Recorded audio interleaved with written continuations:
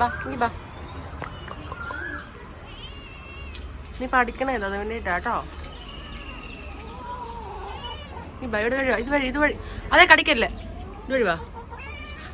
ഇങ്ങനെ ഇങ്ങനെ ഇങ്ങനെ കണ്ടോ? ആ ഇട്ടുവാ ഇടുവാ, ഇനി ഇറങ്ങി.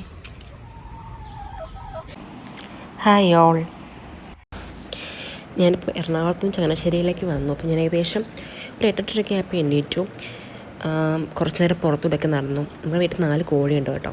കോഴിയുടെ മുട്ടയൊക്കെ എടുത്തുകൊണ്ട് വന്നു. മമ്മി മുട്ട റോസ്റ്റ് ഇടിയപ്പം ഉണ്ടാക്കാമെന്ന് പറഞ്ഞായിരുന്നു. അപ്പോൾ മുട്ടയൊക്കെ എടുത്ത് കൊടുത്തു. ഇത് നമ്മുടെ മാവാണ് കേട്ടോ. 2019 വെച്ചാൽ ഞാൻ കോളേജിൽ പഠിക്കുന്ന ടൈമിൽ വെച്ചതാണ്. പക്ഷേ ഇതുവരെ കഴിച്ചിട്ടില്ല. പക്ഷെ നമ്മൾ വെട്ടിയിട്ടൊന്നുമില്ല, അങ്ങനെ തന്നെ നിർത്തിയേക്കുവാണ്. നമുക്ക് ചെറിയൊരു അടുക്കളത്തോട്ടം ഉണ്ട് കേട്ടോ. ഇത് മെയിൻറ്റെയിൻ ചെയ്യുന്നത് എൻ്റെ അപ്പനാണ്.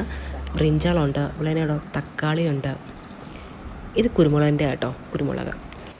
പിന്നെ പയറും ഇട്ടിട്ടുണ്ട് കേട്ടോ, പയറുണ്ട്. അതുപോലെ പുറവശത്ത് കോവലുണ്ട് കേട്ടോ, പുറകിലും കോവലുണ്ട്. നമുക്ക് നമ്മുടെ വീട്ടിൽ മുൻവശത്തും ഉണ്ട് കോവൽ. ഇത് നമ്മുടെ കാന്താരി. നല്ല മോരൊക്കെ ഉണ്ടാക്കുമ്പോഴും അതുപോലെ തന്നെ ചമ്മന്തിയൊക്കെ അരയ്ക്കുമ്പോഴൊക്കെ കാന്താരി ഉപയോഗിക്കുകയാണെങ്കിൽ നല്ലൊരു ടേസ്റ്റാണ്. ഇത് കുറേ ടമ്മി എടുത്തിട്ട് തീർന്നു, കുറച്ച് മാത്രമേ ഇപ്പോൾ ഇതിലുള്ളൂ. ഇതും ഒരു ടൈപ്പ് കാന്താരിയാണ്. ഇതിൻ്റെ പേര് എനിക്കറിയത്തില്ല, അറിയാമെന്നുള്ളത് കമൻറ്റ് ചെയ്യുക കേട്ടോ. ഇത് വെള്ളക്കാന്താരി. ഇതും നമ്മളെപ്പോഴും കറിയൊക്കെ തോരൻ വെക്കുമ്പോഴൊക്കെ ഒരുപാട് എടുക്കുന്നതാണ്. പിന്നെ നമുക്ക് ചീരയുണ്ട് കുറേ. ഇതെല്ലാം തന്നെ കിളർത്ത് വന്നാൽ കേട്ടോ ചീര. ഒരു വീടായാലും ഒരു കറിവേപ്പ് അത്യാവശ്യമാണല്ലോ. ഇത് നമ്മുടെ കറിവേപ്പ് കേട്ടോ. ഇത് മാത്രമല്ല വേറെയും 2 ഉണ്ട്. ഇതാണ് നമ്മളുടെ കപ്പ. ഇത് ഏറെക്കുറെ എല്ലാം പറിച്ചു. ഇനിയിപ്പം 1-2 മാത്രമേ ഇനി ബാലൻസ് ആയിട്ടുള്ളൂ, ബാക്കിയെല്ലാം നമ്മൾ പറിച്ചു.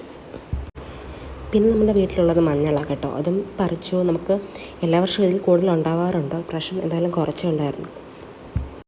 അപ്പം ഇതൊക്കെയാണ് നമ്മുടെ വീട്ടിലെ അടുക്കള തോട്ടത്തിലുള്ളത്. അപ്പോൾ ഇത്രയൊക്കെയുള്ളൂ ഗൈസ്.